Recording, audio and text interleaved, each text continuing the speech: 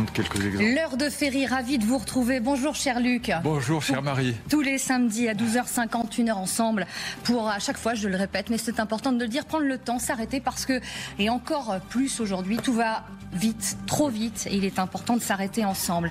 Cette semaine, le rôle décisif du contrôle de l'information lors des guerres a fréquemment été analysé par les historiens.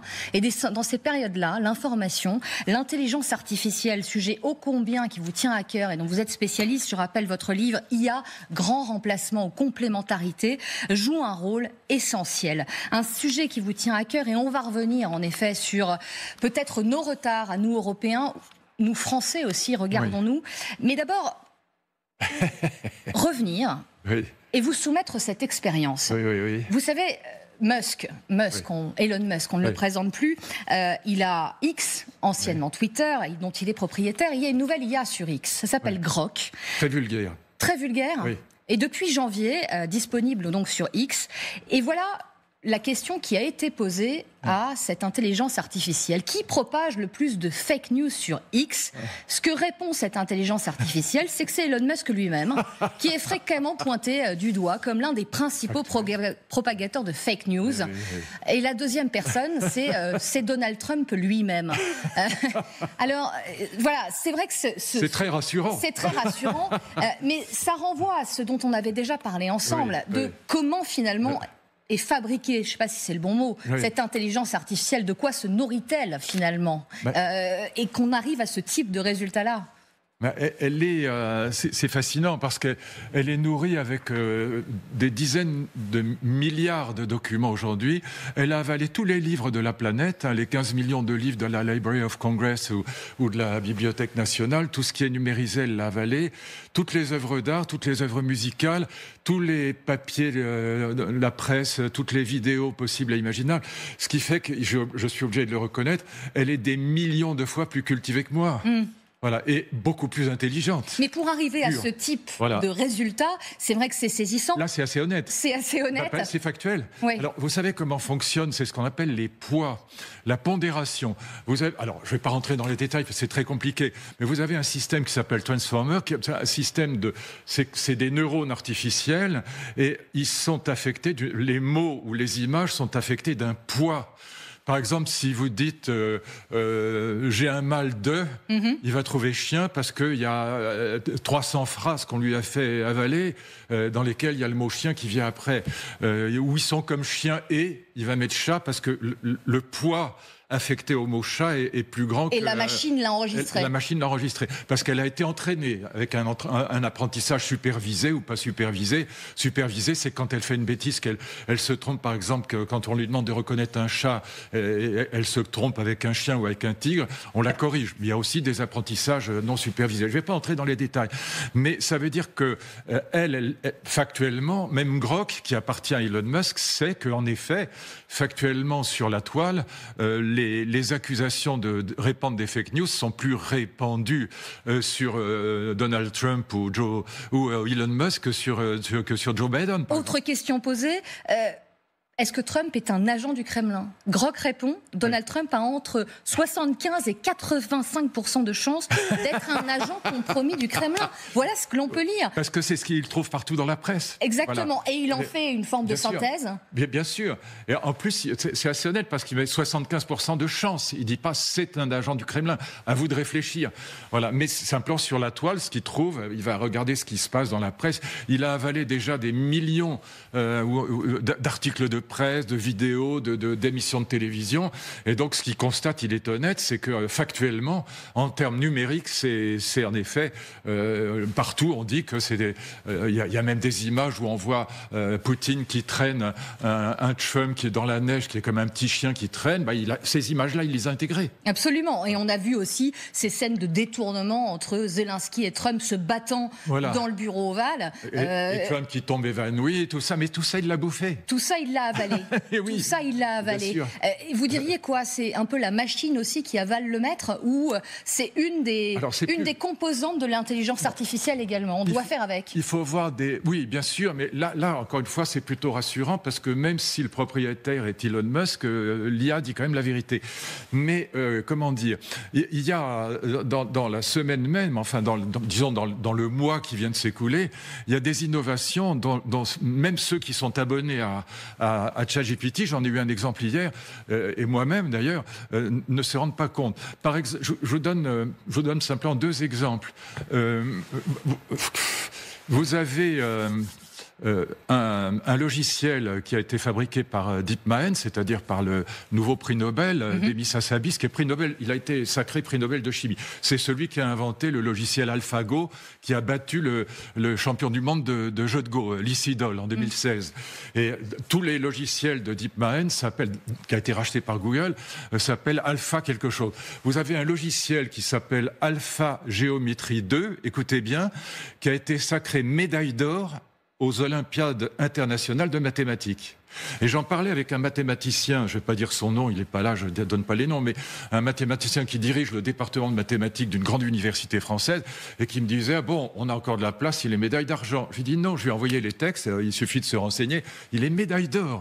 Et elle progresse en plus, parce qu'il y a un an en arrière, en effet, elle n'avait eu... Il n'était pas bon en maths. Il n'était pas très bon en maths. Il n'était pas très bon en maths. Il était très bon en langage naturel, en épreuve de bon sens dans les thèses de QI, mais il n'était pas très bon en maths. Là, il est médaille d'or aux Olympiades internationales de mathématiques. C'est-à-dire qu'il est quasiment au niveau de Cédric Villani. Voilà. Donc ça veut dire là, on donne des problèmes à résoudre à des très grands mathématiciens, à des chercheurs, à des profs d'université. Il est devant eux. Mais aux mathématiciens dont vous ne révélerez pas le nom, vous ne révélerez pas le nom. Mais c'est quoi ça l'enthousiasme ou... Non, ça lui fout la trouille. Ça lui fout la trouille. Évidemment. On est parce là-dedans. qu'il m'écrit en me disant il est que médaille d'or, ça nous laisse encore un peu de place. Je lui dis non, il est médaille d'argent. Donc je lui envoie les documents qui prouvent qu'il est médaille d'or. Et donc là il m'a pas répondu d'ailleurs. Mais je vous donne un autre exemple parce que les gens ne le savent pas. Et moi-même, c'est mon ami Laurent Alexandre qui me l'a montré, puis je n'avais pas fait attention. Je voyais qu'il y avait une nouveauté sur ChatGPT, que si vous êtes abonné, quand vous ouvrez ChatGPT, tout à fait en bas, vous avez un tout petit télescope minuscule. Ça s'appelle Deep Research. Ça date d'1 semaine. Quand vous faites Deep Research, maintenant, il réfléchit. Donc il s'est marqué, je réfléchis, il prend du temps, il peut prendre quelquefois 5 minutes avant de vous répondre, mais il peut vous faire un texte de 100 pages. Et je vous donne un exemple dingue. Je travaille en ce moment sur un livre, j'écris un livre sur ce qu'on a appelé la révolution de la courtoisie au XIIe siècle, XIIe, XIIIe siècle, et c'est aussi le moment où l'Église va pour la première fois faire du mariage le 7e sacrement. Avant, le mariage, même dans l'Église, était simplement un contrat de droit privé. Et il y a une problématique qui apparaît tant dans l'Église que dans les romans courtois, comme Tristan et Isolde, comme les romans de Chrétien de Troyes sur Guenièvre et Lancelot. Bon. Et une grande question qui traverse toute cette littérature courtoise et toute l'Église de l'époque, est-ce que l'amour-passion érotique est licite ou pas dans le mariage? Et ça, vous avez posé la question? Alors, vous avez cet énorme pavé que j'ai lu, latin, français, très belle édition. Ça s'appelle le décret Gratien. On est en 1140. C'est une compilation de tout ce qui a été écrit depuis le début de l'humanité sur le mariage, et notamment dans l'Église, mais aussi chez les Romains. Et c'est un texte qui pose la question fidélité, monogamie, procréation, quel âge du mariage, est-ce qu'on peut avoir plusieurs femmes, plusieurs hommes? Bon, tout y est dedans. Je lui ai demandé de me faire le résumé à Deep Research. ChatGPT avant n'était pas capable de faire ça. Il m'a fait, je l'ai lu ce livre, je suis obligé de le lire. Je l'ai lu, j'ai mis des mois à le lire, c'est quand même vraiment compliqué. Il m'a mis en 5 minutes, il m'a fait 15 pages qui sont absolument parfaites. Vous n'y trouvez rien à retoucher? Rien à... Et après, je continue avec les prompts. Au bout d'une demi-heure, j'ai 100 pages. Vous voyez, un mémoire de maîtrise pour un gamin qui fait une maîtrise, je ne vais pas à l'institut catholique, c'est fait. Je vous sens très enthousiaste quant à cela. Est-ce que vous avez peur aussi? J'ai la trouille, ouais. Et certains disent aussi de possiblement l'explosion à venir de troubles psychiatriques. Parce qu'en se comparant à la machine, on se dit que finalement, on ne pourra jamais l'égaler, ou en tout cas, on sera toujours inférieur. Non, là, c'est clair. Ce qu'on appelle AGI en anglais, c'est l'intelligence généraliste, pas générative, généraliste. AGI en anglais, elle est quasiment déjà là. Mais tout le monde est d'accord que dans la décennie, elle sera là. Elle sera supérieure à nous en intelligence et en culture dans tous les domaines de l'intelligence. Et imaginez que quand elle sera intégrée dans des robots humanoïdes, ça veut dire que ce qu'on disait avant, ah oui, mais dans le BTP, on est tranquille parce que là, ils seront pas capables. Mais si, les robots humanoïdes seront capables de construire des immeubles et le BTP va les utiliser parce que ces robots humanoïdes coûtent en gros $15 000 ou 15 000 euros et ils travaillent H24, pas d'arrêt de travail, ils sont pas à la CGT, ils font pas grève. Oui, donc ça, de fait... et ils peuvent construire un immeuble. Ils peuvent faire de la maçonnerie, ils peuvent faire de l'électricité, ils peuvent servir à table, ils peuvent blaguer avec vous, ils peuvent faire les devoirs des enfants. Donc voilà, c'est pour ça que moi j'ai appelé mon livre Grand remplacement ou complémentarité, parce que même cette semaine, j'ai été bouleversé par les nouveautés que j'ai découvertes cette semaine. Sinon je vous en reparlerai pas, je radoterai pas. Avec aussi une inquiétude... sur cette volonté de se réarmer. C'est à la mode en ce moment, et on aura l'occasion de longuement y revenir. On va y reparler tout à l'heure, mais de notre retard aussi, nous, Français, quant à cette intelligence artificielle. Voilà, parce qu'on dit toujours, alors mon ami Abiker me disait l'autre jour sur LCI, sur Radio Classique, il me disait « Ah, mais il faut défendre la France, Arthur Mensch, c'est formidable, ça s'appelle Mistral. Bon, non, mais c'est à des années-lumière de ChatGPT. Je me compare, je me désole, là, clairement. Mais il a 10 ans de retard. Enfin, en tout cas, il a 1 an de retard, ce qui est en matière d'intelligence artificielle. Alors, c'est génial ce qu'a fait Arthur Mensch, c'est formidable. Mais c'est tout petit. C'est une 2 chevaux à côté d'une Formule 1. Voilà. Une 2 chevaux, c'est déjà bien pour la France. C'est une bonne voiture. Moi, j'en ai eu 3. Mais c'est une 2 chevaux à côté d'une F1. Donc, c'est pas la peine de se raconter des blagues. On est complètement pulvérisé. Et en plus, soyons clairs, Arthur Mensch, ça a été financé par Max Andreessen, qui est américain, et qui est le plus gros financeur aujourd'hui de l'IA pour les start-up dans le monde. Oui. 13 heures passées de 2 minutes, Luc. J'aimerais avec vous ouvrir un chapitre sur lequel on va longuement s'attarder aussi. Et d'abord vous montrer et vous soumettre cette image. C'était il y a 6 ans à peine. On est à Brégançon. Ah oui, voilà. Oui. Et un certain Vladimir Poutine, bouquet en main, l'offre à la première dame Brigitte Macron. Ils s'embrassent. Et tout ça est extrêmement chaleureux. Le temps est passé, 6 ans plus tard. Le choix des mots avec vous, arrêtons-nous, et d'une escalade aussi verbale, qui a eu lieu devant les caméras du monde entier. Écoutons la réponse du berger à la bergère, Emmanuel Macron, Vladimir Poutine cette semaine. Il y a encore des gens qui veulent revenir à l'époque de Napoléon, oubliant comment cela a fini. En réalité, toutes les erreurs de nos ennemis et adversaires ont commencé par une sous-estimation du caractère de l'homme russe. Et en général, des représentants de la culture russe. S'il réagit comme ça, c'est qu'il sait que j'ai dit vrai et que je sais qu'il peut trahir les accords qu'il signe. Ensuite, je pense qu'il fait un contresens historique et ça m'étonne de lui. Napoléon menait des conquêtes. La seule puissance impériale que je vois aujourd'hui en Europe s'appelle la Russie. Et c'est un impérialiste révisionniste de l'histoire et de l'identité des peuples. En tout cas, c'est un contresens historique dans la référence. C'est sans doute qu'il fut piqué du fait que nous avons démasqué son jeu. Sacrée ambiance diplomatique. Oui, donc, alors sur le fond, Poutine a évidemment raison. L'affaire Napoléon, ça se termine très mal. Il n'y a pas de contresens historique, comme le dit le président français. Non, ça se termine très mal. Moi, j'aime pas du tout Napoléon. J'ai beaucoup d'amis qui sont fans de Napoléon. Moi, j'aime pas du tout, pour 1000 raisons. Je trouve le bonhomme absolument insupportable. À part le code Napoléon, où il y a eu évidemment la création du Conseil d'État. On me rappelle toujours les mêmes choses. Mais c'est un type épouvantable. Voilà, bon, c'est vraiment une crapule. Bon, et donc je déteste Napoléon et je pense que Poutine a raison. Maintenant, je vais vous dire, il dit on a sous-estimé la Russie. Souvenez-vous au début, en 2022, au début de la guerre, il est incontestable que Poutine a tort, c'est pas le problème. Soyons clairs, je l'ai toujours dit, Poutine est un dictateur élu. dictateur élu, il a le soutien de son peuple. Avec plus de 90% de voix. Probablement, mais en tout cas 80% de soutien, ça c'est certain. Mais c'est quelqu'un qui n'hésite pas à assassiner ses opposants. Donc en quoi il est un dictateur? Maintenant, là où il a raison, c'est qu'on a sous-estimé l'armée russe. Je vais pas citer les noms, j'ai plein de messages de mes amis, de grands intellectuels connus, me disant mais il faut en profiter, l'armée russe est morte, les chars ne démarrent plus, les avions ne décollent plus, les canons sont tordus, les musiciens sont pourris. Souvenez-vous, von der Leyen, qui pour moi est la plus grande catastrophe qui soit arrivée à l'Union européenne, mais ce serait un autre débat. J'aime votre franc-parler à chaque fois. Franchement, elle est épouvantable. Mais qui disait les missiles de Poutine ne peuvent décoller qu'à l'aide de puces qui sont empruntées aux machines à laver des familles. Voilà, moyennant quoi, on voit le résultat. Poutine a pris le Donbass, il a pris la Crimée, et l'Ukraine a perdu la guerre. Et le président de la République française le dit, une Russie surarmée, et qui a sans doute des intentions...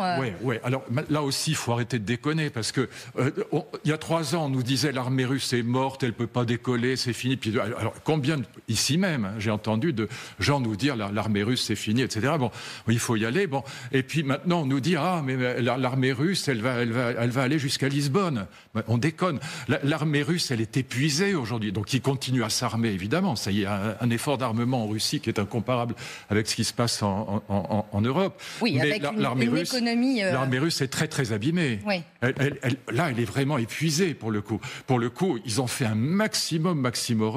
Et c'est pour ça que Poutine...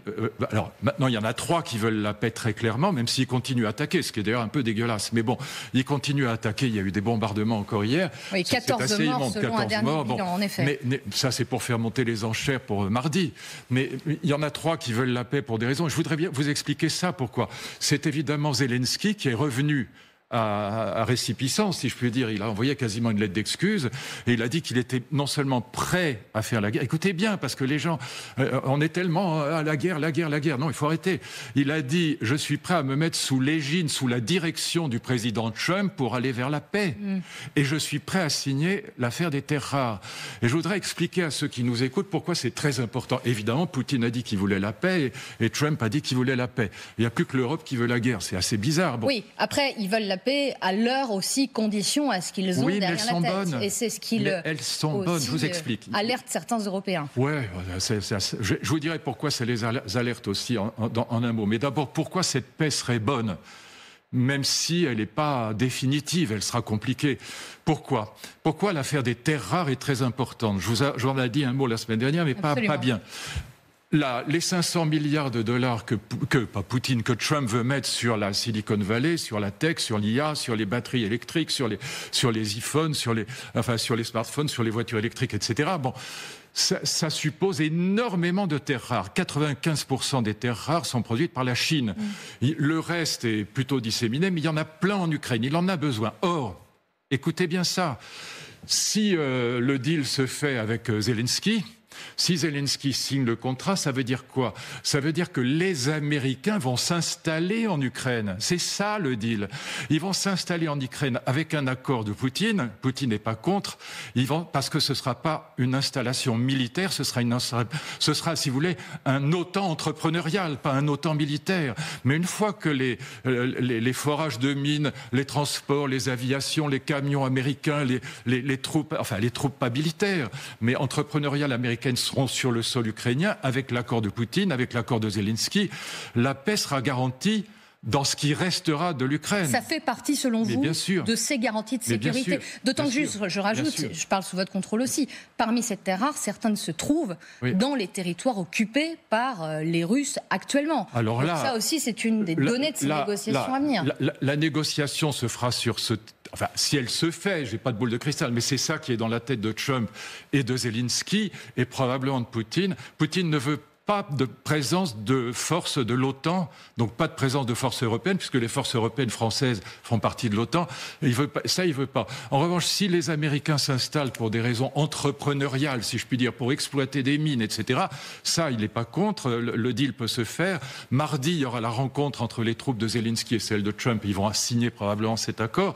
Et là, évidemment, ce sera une très grande protection du reste de l'Ukraine en échange du fait que Poutine gardera ce qu'il occupe, c'est-à-dire la Crimée et le Donbass. Maintenant, J'en parlais hier avec un ami qui est amiral, je ne vais pas citer son nom. Un militaire, donc, qui connaît bien le terrain. Au plus haut niveau. En plus, un militaire qui a occupé des positions aussi de réflexion, qui occupe un terrain de réflexion et qui est un homme extraordinairement intelligent. On a passé 2 heures à discuter ensemble. Et ce qu'il me disait, et ça je suis d'accord avec lui, oui, ça peut se passer comme ça. Donc la paix pourrait avoir cette forme-là, entre Zelensky, Trump et Poutine, avec au cœur la question des terres rares, d'accord ? Mais néanmoins, l'humiliation de Zelensky, l'humiliation de l'Ukraine fait que la guerre peut très bien reprendre dans 10 ans ou dans 15 ans. L'Ukraine peut se réarmer discrètement, l'Union européenne peut l'aider à se réarmer discrètement, ou l'Union européenne va s'armer, et peut-être que la guerre reprendra dans 15 ans, parce que l'humiliation de l'Ukraine restera. L'humiliation restera. Est-ce que la question aussi sous-jacente, c'est la paix, d'accord, mais sans Zelensky, la volonté d'éliminer aussi le président en place, considérant qu'il n'est pas légitime aujourd'hui. Oui, mais pour l'instant, mardi, ils vont se retrouver en Arabie Saoudite. Zelensky y sera. Donc il y aura les équipes de Trump, il y aura les équipes de Zelensky. Zelensky sera présent et Trump a dit il n'a pas dit quand il passerait, mais il a dit qu'il passerait. Voilà. Et donc le problème, encore une fois, c'est si Poutine est d'accord avec cette idée-là, que les Américains s'installent pour des raisons d'entreprise commerciale, exploitation des mines, pour financer, pour que les 500 milliards sur la tech tiennent debout, il est possible qu'on arrive dans les semaines qui viennent à une paix, une paix qui sera, encore une fois, pour 10 ans, peut-être pour 15 ans. Après, je ne sais pas, parce que si l'Ukraine aussi, on l'aide à aller vers la prospérité et la sécurité, peut-être que l'Ukraine oubliera l'humiliation, j'en sais rien. Mais Luc, vous avez entendu les propos du président américain. Oui. Hier encore, menant le bâton, promettant des sanctions contre la Russie si le cessez-le-feu n'était pas signé rapidement, changeant complètement de discours quelques heures plus tard dans le bureau ovale. Et puis Poutine qui continue son offensive. Vous parliez de ses frappes cette nuit. Il y a une forme de chaud et froid soufflé. Mais c'est normal. Vous dites c'est normal, c'est ça aussi. Enfin, c'est dégueulasse, d'accord, c'est immonde. Mais c'est normal en ce sens que chacun fait monter, avant la négociation, chacun fait monter les enfers. Les enfers aussi, ça marche. Ça va. C'est immonde, mais vous savez, c'est pareil avec, même si ça prend pas cette dimension guerrière et mortelle, mais c'est pareil avec les syndicats. Quand vous discutez avec des syndicats, ils font monter la pression avant de vous rencontrer. Et ils menacent de grève, ils menacent de tout ce que vous voulez. Et ben là, c'est pareil. Là, avant d'arriver mardi à ce que Zelensky et Trump discutent, Poutine fait monter les enchères pour montrer que son armée n'est pas morte, qu'il est encore là. Voilà. Alors maintenant, moi, je voudrais quand même vous dire 2 choses là-dessus, parce que là aussi, je pense qu'on dit vraiment beaucoup de bêtises. Alors, je suis désolé parce que je dis des choses qui ne seront pas appréciées par la moitié des gens qui vous allez souvent à contre-courant, mais vous avez une position à écouter également. Mais je dis aux gens qui nous écoutent, je ne vous dis pas ça pour faire l'intéressant ou pour provoquer. Simplement, il ne faut pas s'enfermer dans un discours unique qui manque de nuances et qui ne comprend pas la complexité du réel. C'est pour ça qu'on aime vous recevoir ici. C'est très gentil à vous. Et que cette heure permet cela. Je voudrais vous dire 2 choses. Qu'est-ce qui marche aujourd'hui en politique ?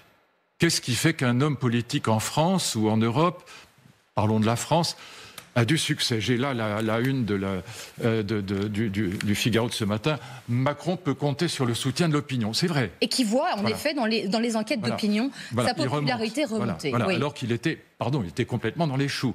Il était, on peut dire, rejeté, je ne vais pas dire détesté, mais rejeté par quasiment 75 ou 80% des Français. Et d'un seul coup, dans son rôle de président, qui s'occupe de la guerre, de l'international, il remonte. Dans les crises, peut-être... Quel est l'autre homme politique aujourd'hui qui monte dans les sondages ? Réponse, Retailleau. Retailleau qui est une surprise.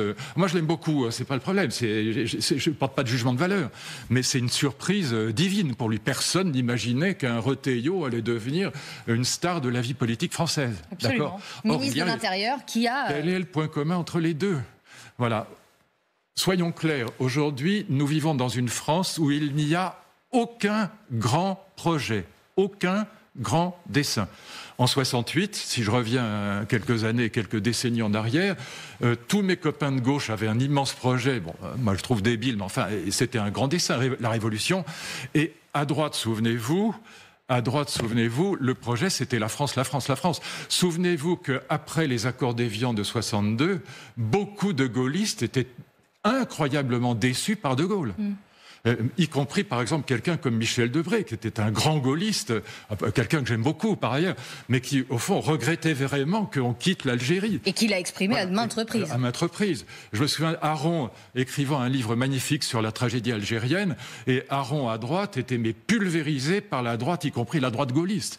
Donc il y avait deux grands projets, la nation à droite, la révolution à gauche. Aujourd'hui, il y a zéro projet. Qu'est-ce qui fédère quand on a zéro projet ? L'ennemi.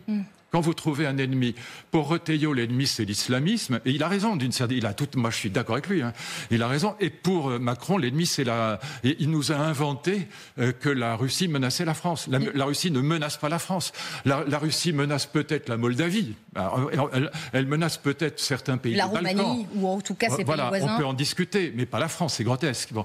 Mais simplement, si vous agitez la peur et que vous dites aux Français, mais attendez, d'ailleurs le général que vous interviewez tout à l'heure avait raison, il dit mais on en rajoute dans la peur, on fait mousser la peur, mais c'est ça qui marche. Le choix des mots justement, on s'y arrête ensemble, on fait une courte pause, débat passionnant en effet, et on s'interrogera aussi sur peut-être, vous disiez derrière les crises, qu'est-ce qui fédère l'ennemi, Carl Schmitt, le livre de Carl Schmitt. Et c'est passionnant, la question du patriotisme aussi, parce que revient de manière lancinante peut-être le retour d'un service militaire. C'est faux. Et on a envie de vous entendre. Pourquoi c'est faux. Et ben, vous allez nous donner votre avis et votre point de vue là-dessus. À tout de suite dans l'heure de Ferry. Oui. Retour dans l'heure de Ferry. Ravi de vous retrouver, Luc. On évoquait évidemment la situation internationale, cette escalade verbale, notamment entre le président français Emmanuel Macron, Vladimir Poutine. Posons-nous la question désormais de savoir si l'Europe peut faire seule sans les États-Unis.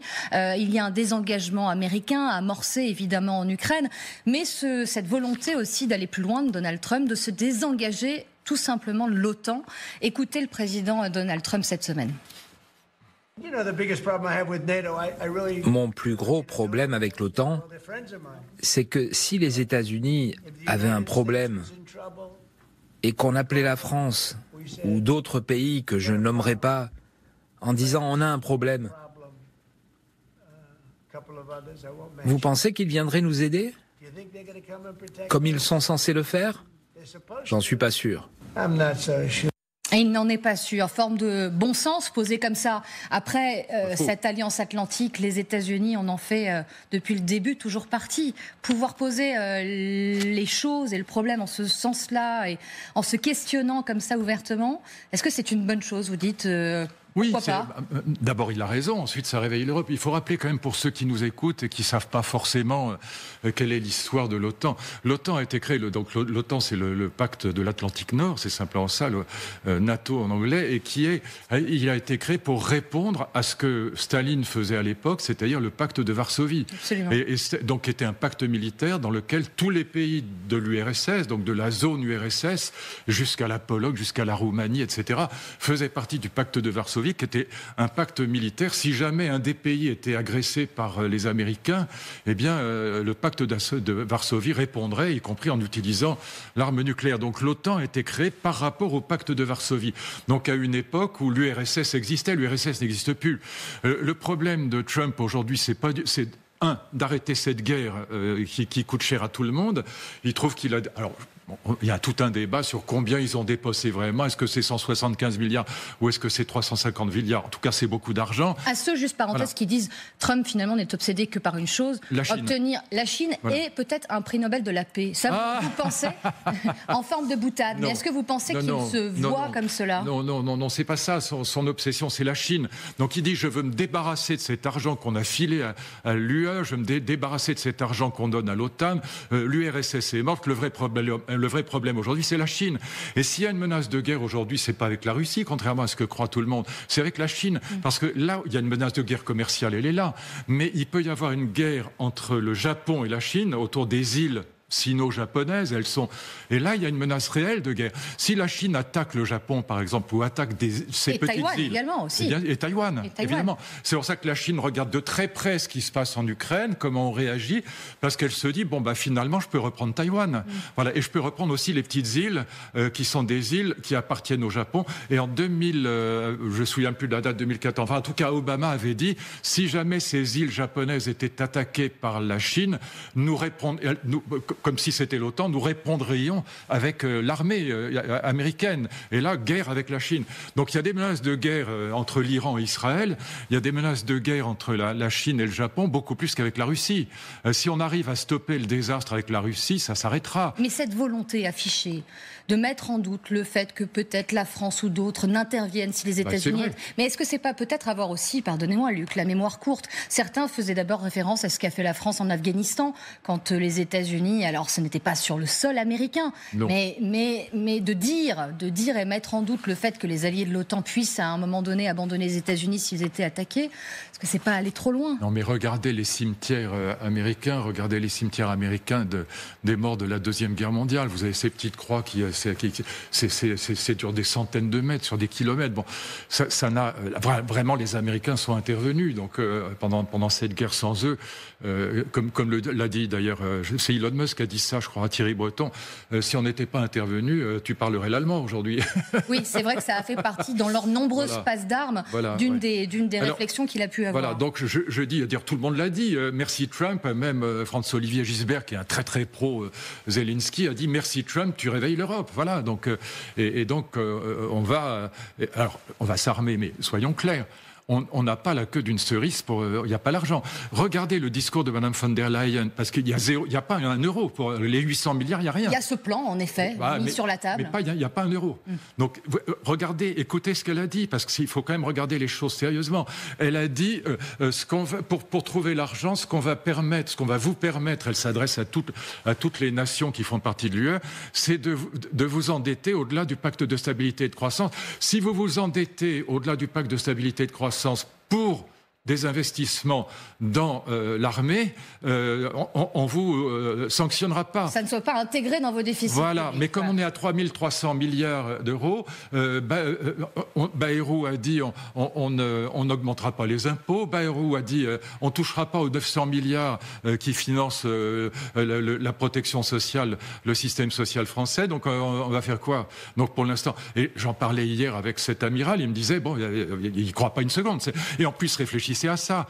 Pour construire un porte-avions, d'abord, seule la France est capable de le faire en dehors de la Russie, des États-Unis et de l'Angleterre.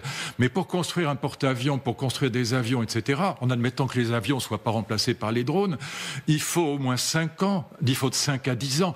Or, la question de la guerre avec l'Ukraine, la Russie, ça se règle dans les semaines qui viennent, dans les 3 mois qui viennent. C'est un cours, voilà. C'est un temps plus que court. Ça n'a rien à voir. Donc, on intervient par rapport à ces investissements sur un temps beaucoup plus long. On n'est pas dans le même timing, pardon pour le mauvais français. Donc l'intervention belliqueuse de Macron, qui évidemment fédère l'ennemi, encore une fois, on est dans Carl Schmitt, l'ennemi, le méchant russe, le gentil Zelensky, tout ça marche très bien. Bon. Mais de toute façon, on est dans un temps de réarmement, s'il se fait, qui sera de 5 à 10 ans, alors que le problème de la guerre, il est maintenant. Il est dans les semaines qui viennent. Il est mardi prochain en Arabie Saoudite. Et on aura l'occasion d'y revenir. Vous évoquez l'intervention du président de la République et ses conséquences sur nos compatriotes, mais ce dont il a parlé aussi, c'est de cette dissuasion nucléaire. J'aimerais qu'on s'arrête ensemble là-dessus, d'une volonté, en tout cas, d'essayer d'y réfléchir. C'est un chantier ouvert, une demande des Allemands et de son nouveau chancelier Friedrich Merz, d'un partage possible de la dissuasion nucléaire, avec une clarification de sa part. Ça reste la décision française du président de la République. J'aimerais vous entendre là-dessus, parce que c'est vrai qu'à l'oreille de nos compatriotes aussi, ça plonge. Les gens y croient, en tout cas. Ils ont tort. Et ils ont tort. Vous dites je vous explique pourquoi. Encore une fois, personne n'est obligé d'être d'accord avec moi, mais moi j'explique les choses. C'est mon côté vieux prof. Voilà. on aime votre clarté sur les sujets. La décision d'utiliser l'arme nucléaire, elle est impossible dans un pays comme la France ou comme l'Allemagne. C'est impossible, pourquoi ? Parce qu'aujourd'hui, nos têtes nucléaires, celles qui sont dans les sous-marins, par exemple, qui sont à 300 mètres de fond, il y a au moins 5 ogives nucléaires dans nos sous-marins nucléaires, c'est 5-6 fois la puissance des bombes de Nagasaki ou Hiroshima. Est-ce que vous croyez qu'un pays démocratique, humaniste, dans lequel les droits de l'homme se sont infiltrés dans toutes les têtes, va s'amuser, si je puis dire, à bousiller des dizaines de millions de civils en Russie ou ailleurs, où on verra des enfants qui traînent leur peau derrière eux, qui hurlent la mort en plissant le sang. On parle d'intérêts vitaux. Mais quel intérêt vital ? Donc la seule dissuasion, elle est conventionnelle, en vérité. Et en même temps, Deuxième réponse, si on utilisait l'arme nucléaire, imaginons qu'on soit attaqué par la Russie, ce qui n'a aucun sens, mais imaginons, si on utilisait l'arme nucléaire contre la Russie, d'abord on fait un crime contre l'humanité, mais en même temps, la Russie et la France seraient vitrifiées dans le quart d'heure automatiquement.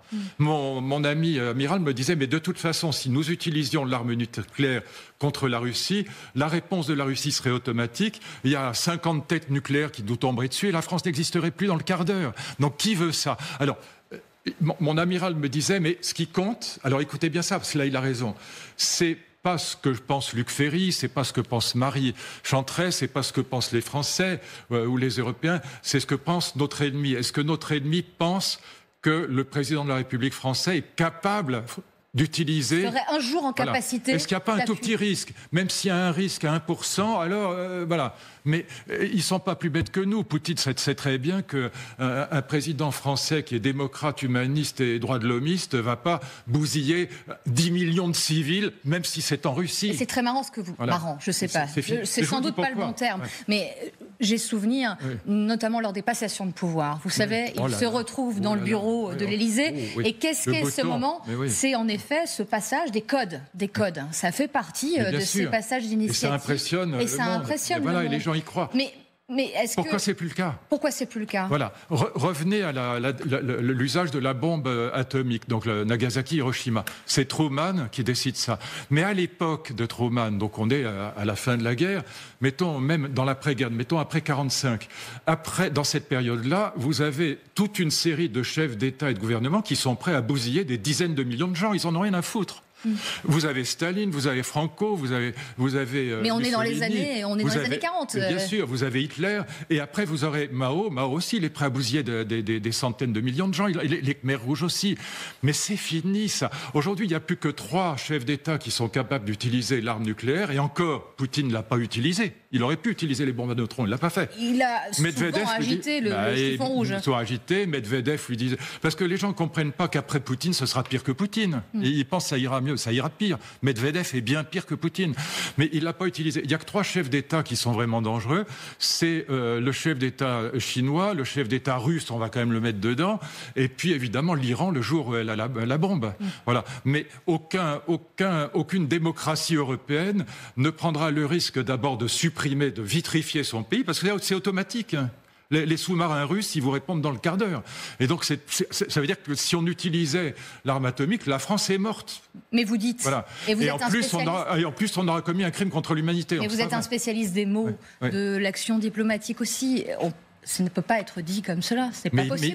Mais il faut dire la vérité. Il faut dire la vérité que si on veut être dissuasif aujourd'hui, c'est avec des armes conventionnelles. Des armes conventionnelles. Mais bien sûr, l'armée russe est épuisée parce qu'on a quand même mis 400 milliards de dollars sur l'armée ukrainienne et que l'armée russe, elle s'est quand même épuisée. Contrairement à ce que disait Mme von der Leyen, elle n'était pas du tout dans les choux au début de la guerre. Elle a été épuisée. Les sanctions économiques ont eu quelques effets, c'est ça aussi. Alors là aussi, pardon, je vais encore choquer les gens, les sanctions économiques, j'ai publié un article là-dessus dès 2014 et aujourd'hui c'est avéré, les sanctions économiques n'ont eu que des effets bénéfiques sur la Russie. Les sanctions économiques ont obligé la Russie à réorganiser son économie et son agriculture vers la Chine, vers l'Inde. Et je vous le disais la dernière fois, le projet de Poutine n'est pas d'aller à Lisbonne, c'est ridicule, c'est pas de menacer la France, c'est grotesque. Le projet de Poutine, c'est de devenir le leader du Sud global, des BRICS.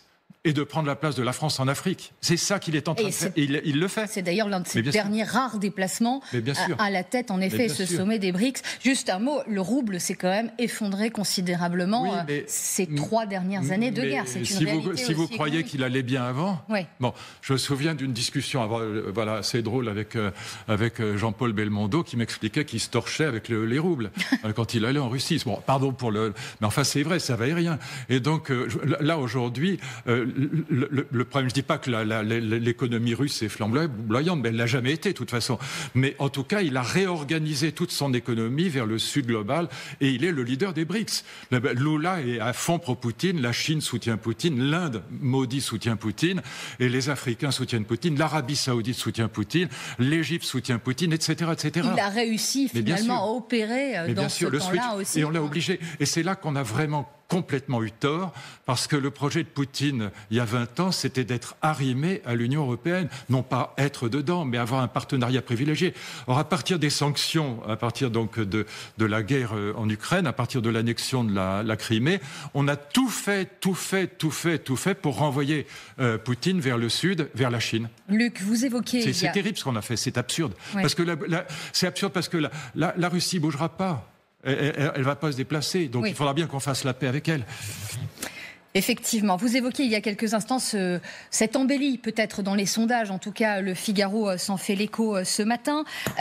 Il y a aussi une conséquence à cette allocution, à ce qui se passe aussi sous nos yeux, c'est une inquiétude des Français, très clairement. Oui, c'est sûr, oui. Reportage aussi du Figaro qui le dit, les courriers à l'Élysée ont bondi, 50 fois plus de lettres concernant la guerre en Ukraine qu'il y a un mois. C'est aussi une réalité d'une inquiétude qui nous gagne et de questions autour de notre patriotisme. On se pose la question avec vous, es-tu là? Oui, est-ce qu'on est prêt finalement à aller...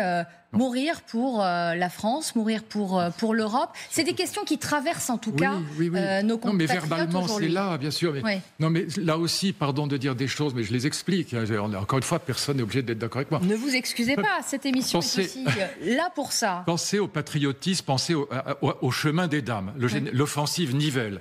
Vous avez donc en avril 17, si mes souvenirs sont bons, enfin je peux me tromper d'un mot, je suis fatigué aujourd'hui, mais enfin vous avez 400 000 jeunes qui vont mourir en 2 mois.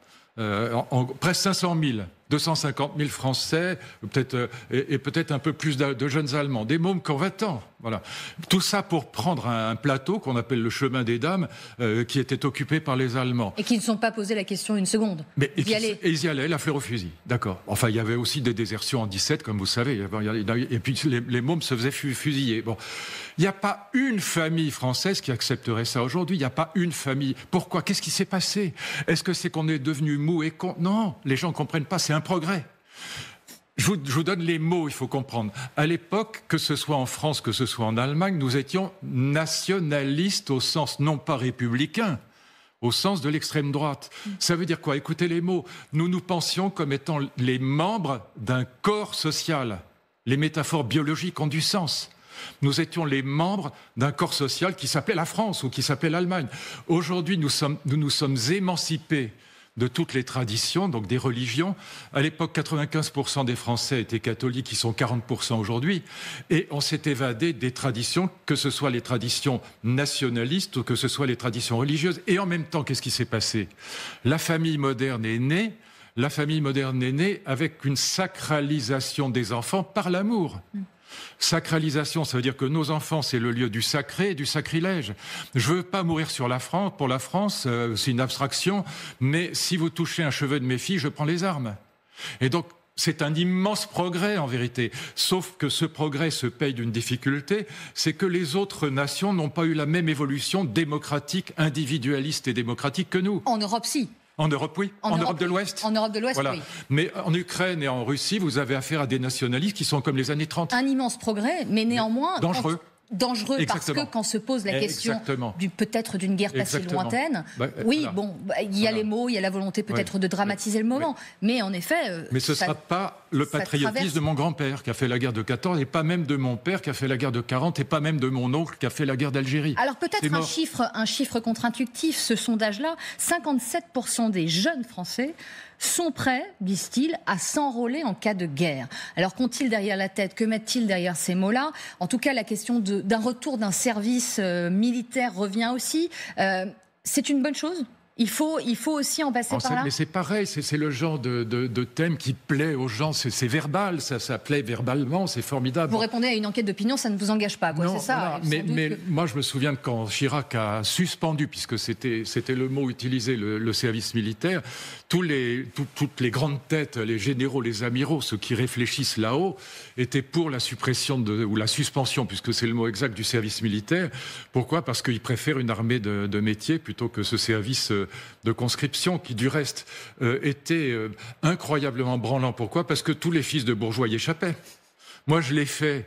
Voilà, je l'ai fait pendant 4 mois, mais 4 mois parce que j'étais jeune, jeune marié, peu importe, je ne vais pas vous raconter ma vie. Mais tous les bourgeois passaient à côté, ou se retrouvaient dans des services sympathiques.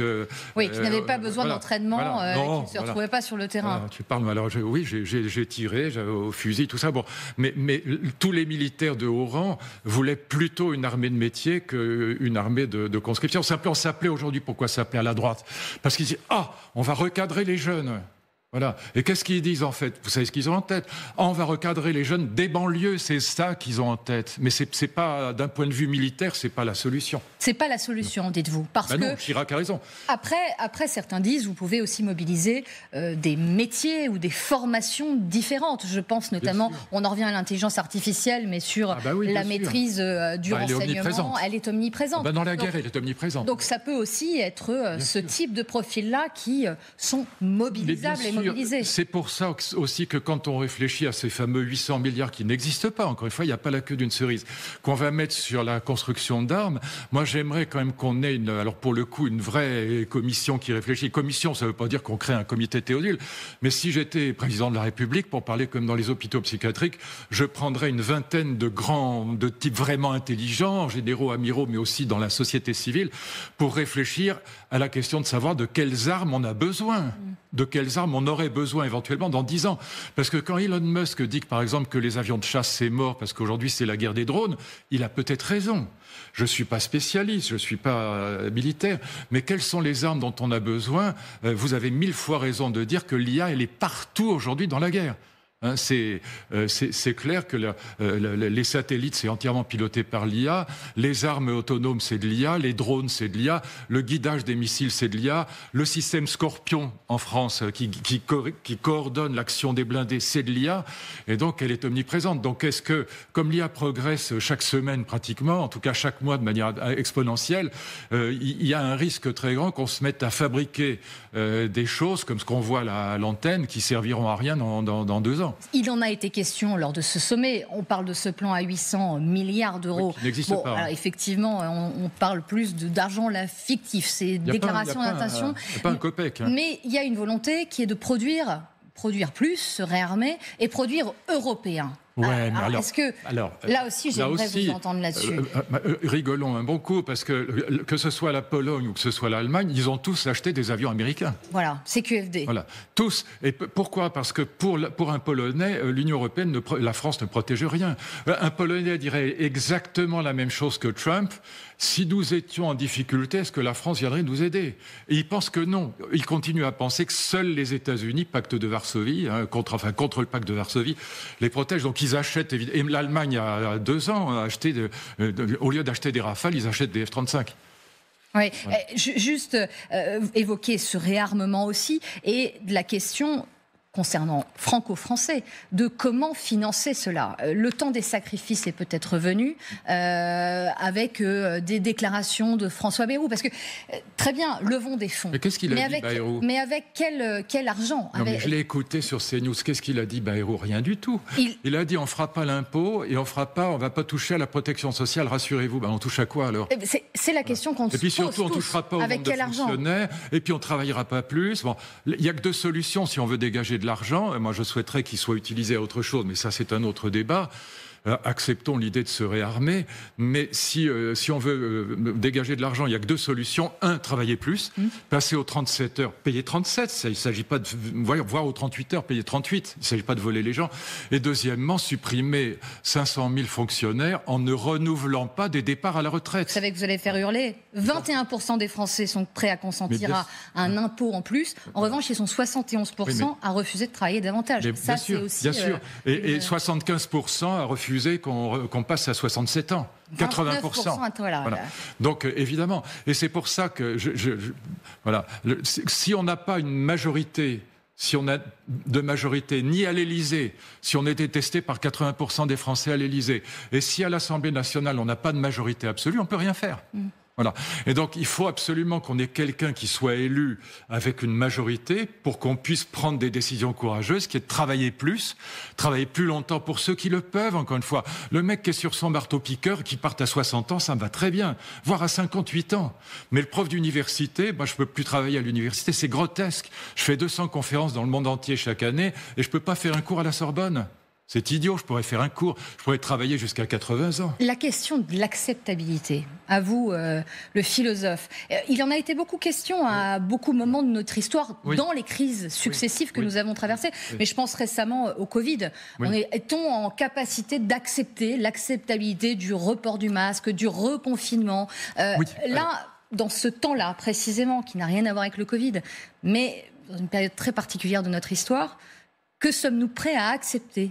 C'est une vraie question. Merveilleuse question. Ouais. J'adorerais avoir une heure de plus pour en parler avec vous.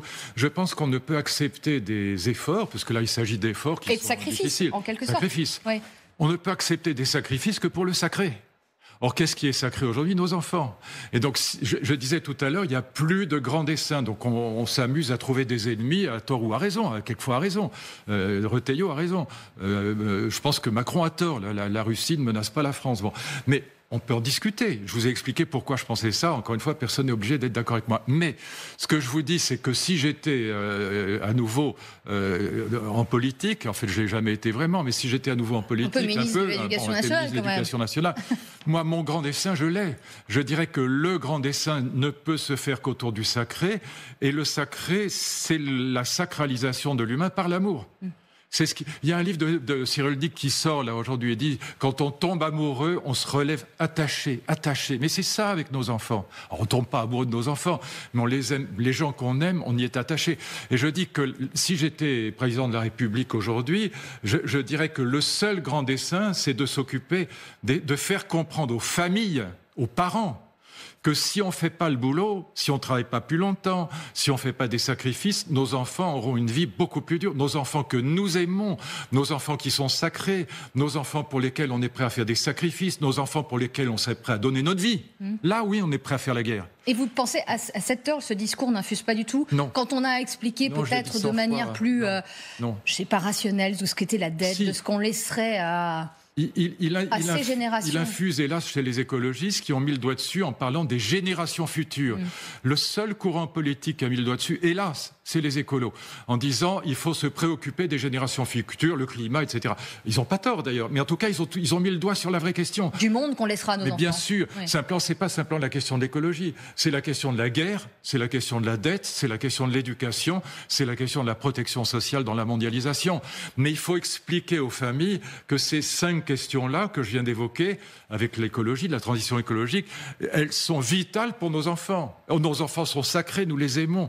Là, vous avez une puissance de sacrifice, une puissance sacrificielle qui est grandiose. Mais il faut l'expliquer intelligemment, il faut le faire comprendre. La question aussi du grand emprunt, ça tourne beaucoup là. On est en économie de guerre d'ailleurs, qui ne veut pas dire grand-chose, parce qu'une économie de guerre, ça voudrait dire peut-être que nos lignes de production de voitures produisent demain des chars, ce qui n'est pas du tout le cas. Elles ne sont pas faites pour ça. Non. Mais c'est aussi dans le débat public, un grand emprunt. Vous dites... Non, pas parce que pour des armes de guerre, si vous voulez, on fait un emprunt quand il y a une plus-value après, mais là, il n'y a pas de plus-value, ça ne rapporte rien. Voilà. Sauf si le dispositif était présenté de telle sorte qu'il soit... mais qui paierait dans ce cas-là? Mais qui paierait, effectivement. À nouveau, il n'y a pas d'argent gratuit, ça n'existe pas. Par ailleurs, moi, ce qui me désole, si vous voulez, c'est que si on avait été fichu de faire la paix avec la Russie, on n'en serait pas là. Parce que malgré tout, alors je vais dire un truc très, très, très pénible à dire et qui va sûrement être vu comme très désagréable, mais il faut quand même voir que, imaginons qu'on mette 800 milliards, encore une fois, on n'a pas un copec. Imaginons qu'on mette 800 milliards sur la fabrication d'armes, c'est dans une optique dissuasion. C'est pas pour les utiliser.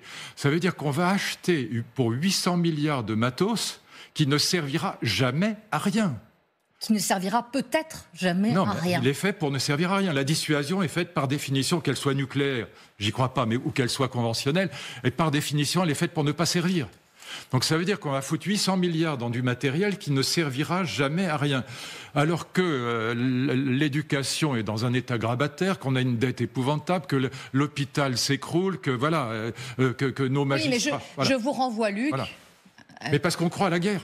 Mais il faut faire la guerre, mais vous avez aussi dit sur ce plateau aussi on s'est endormi, on a besoin de se réveiller et qu'il faut se réarmer aussi. Oui. Ça fait partie de nos missions premières. Je pense que les vraies guerres sont entre la Chine, les États-Unis, le Japon, évidemment avec l'Iran.